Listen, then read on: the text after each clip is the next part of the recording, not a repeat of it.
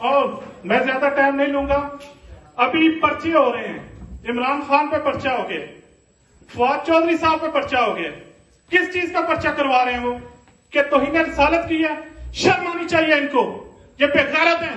وہ شخص جو ننگے پاؤں پوری مدینہ کی سرزمین پہ جاتا ہے, اتنا عادت ہے کہ وہ جوتے بھی نہیں پہنتا, اور یہ کہہ رہے ہیں اس نے توہین رسالت کی ہے.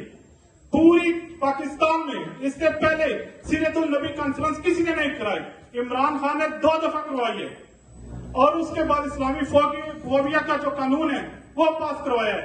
اور UNO میں کھڑے ہو کے عمران خان نے کہا تھا کہ ہمارے دین وہ ہے جو حضرت محمد مصطفیٰ صلی اللہ علیہ وسلم کا دین ہے, اور جب ان کو تکلیف ہوتی ہے تو ہمارے دل کو تکلیف ہوتی ہے.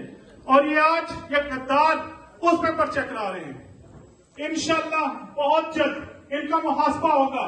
اور آپ یاد رکھیں کہ جتنے بھی غدار ہیں یہ یاد رکھے جائیں گے تاریخ میں گندے لفظوں سے. ٹیپو سلطان کے ساتھ غداری جنہوں نے کی 200 سال بعد آج بھی میر جعفر اور وہ میر صادق صاحب یاد ہیں. اور اس کے بعد 200 سال بعد جب ہماری آنے والی نسلیں آئیں گی, مولانا فضل الرحمان, شہباز شریف اور زرداری, ان کو لوگ میر جعفر اور میر صادق کہیں گے جنہوں نے پاکستان کی عزت کا سودا کیا. اور آپ کا بہت بڑا رول ہے پاکستان میں. کیوں کہ آپ پاکستان کی ایکسپورٹ سے زیادہ پیسہ بیچتے ہیں. اب آپ کا حق ہے کہ آپ اس کے لیے کھڑے ہوں. 22 سال 25 سال سے زائد وہ آپ کے ساتھ کھڑا رہا ہے. اپنے بچے نہیں دیکھے, اپنی فیملی نہیں دیکھی. آپ خود دیکھیں کتنا مشکل ہوتا ہے بچوں کے بغیر رہنا. 25 سال وہ آپ کے ساتھ کھڑا ہے.